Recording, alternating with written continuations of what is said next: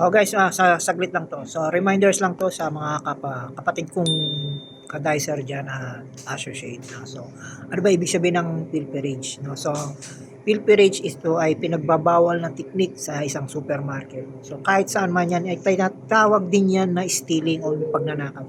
Pilferage, yung pagkain mo sa oras ng duty na kinuha mo sa loob ng isang establishmento like sa supermarket o warehouse, bawal na bawal yan.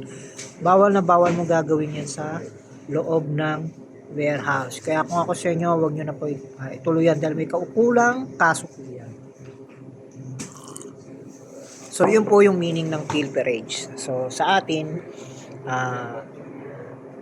di ka daw dicer kung hindi mo daw magagawa totoo. Sa iba, oo, totoo. Pero para sa akin, sa mga baguhan, wag nyo na rin pong gagawin para mas maganda ang takbo ng buhay ninyo. No? So, alam nyo na ibig sabihin ng pilferage. So, don't forget to like and subscribe sa aking small content video.